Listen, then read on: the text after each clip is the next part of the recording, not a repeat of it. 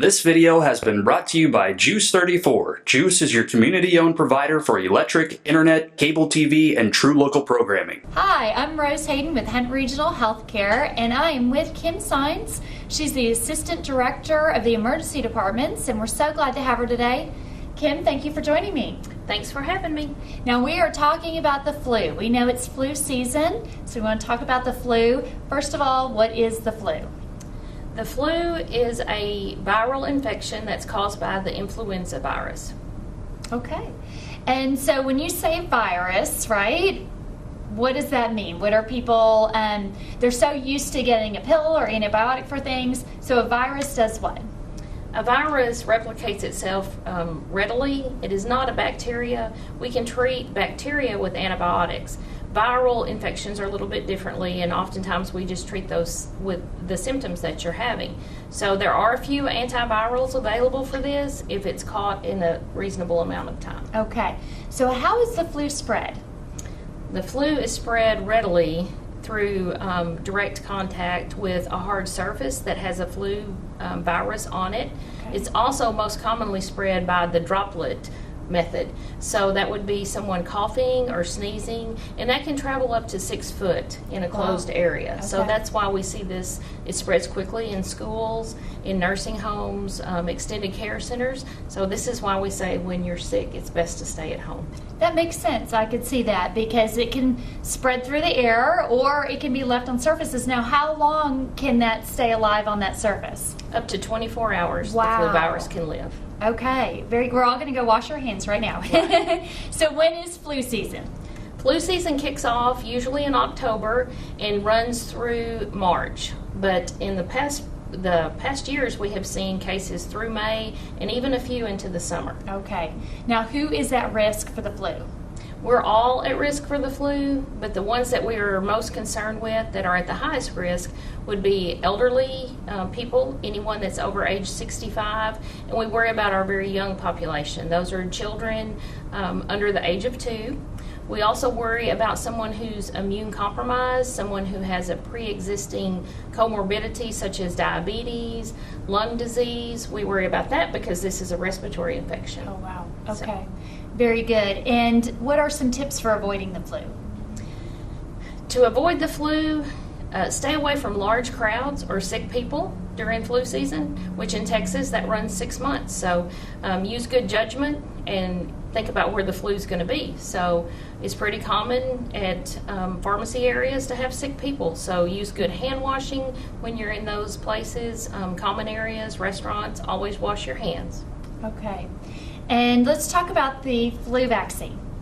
So it's recommended by the CDC to get a flu vaccine. And so how does that work? The flu vaccine is recommended for everyone over the age of 6 months. And this is, it's a vaccine which helps your body develop its own antibodies against the influenza virus. And so you'll hear, well, it's not going to work. And so there are variations of the flu virus that comes out, and so we do see different degrees of effectiveness, but typically 40 to 60% more effective if you do take the vaccine against the virus. All right. Now, we've heard, oh, I got the flu vaccine and then I got the flu. Right. Now, is that true or can that happen? That's probably the most common misconception.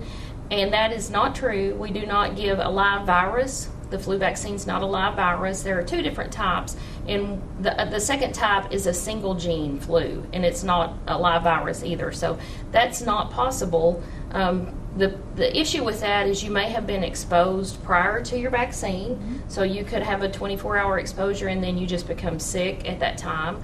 And so it's difficult to say, but it is not from the flu vaccine. And once you get the vaccine, does it take a little bit of time to kick in and to be effective, or are you good to go right then? It takes about 2 weeks for your body to recognize that and build the antibodies against the flu. Okay, so it's not, I got the flu vaccine today and I'm good to go tomorrow. You still may be exposed to it, and that may be what people are actually experiencing. Right. Okay. So what other common flu myths are there out there? that I'm better off not taking the flu vaccine because it doesn't work. And again, the flu is unpredictable. It varies from year to year. We recently had the worst that we've had in about 30 years. So it's not a benign illness. People just think, oh, it's sort of like a cold. Well, it's not. There can be up to 20,000 deaths a year from the flu in the U.S. So it's something to be taken very seriously. And I think people think they've had the flu until they have it and then go, wait a minute, everything else I've had has just been a cold or something else. They really, you know you have the flu once you've had it, right? Right. Now, sometimes people end up in the hospital if maybe they get dehydrated or, like you said, they have other complications. So it is something we need to take very seriously. Right. Probably the most common issue that we will see is a respiratory issue because it is a respiratory infection. So pneumonia is a problem. If you do get that and your breathing becomes labored, more intense instead of getting better, you need to see your doctor. Okay. Now, if you do get the flu, what are some tips for managing those symptoms? If you get the flu and you're normally of good health, we recommend that you stay home as long as you're doing okay, able to take in fluids. Recommend fever control and hydration. Hydration is your best option to keep your body working against the virus. And fever control, pain control, and rest. Stay away from others. Avoid people who are immune compromised, or again, the babies or the older population. Okay, very good. Now, what cases are you seeing this year? Is it a bad flu year? Are you seeing some tough cases? What's going on this year? It's pretty mixed between A and B. We have not had it as severe as in 2017. And some years there's a stomach component with it, but I've really not noticed that this year, so that's always better. That's good to hear. Well, good. Absolutely great. Is there anything else you wanted to say about flu and any of those taking care of our population out there? Wash your hands. Wash your hands. Wash your hands, right? Wash your hands. Avoid sick people. Stay hydrated and healthy, and hopefully you will avoid the flu. Thank you so much. We appreciate your time today. Thank you. Thank you. This video has been brought to you by Juice 34. Juice is your community-owned provider for electric, internet, cable TV, and true local programming.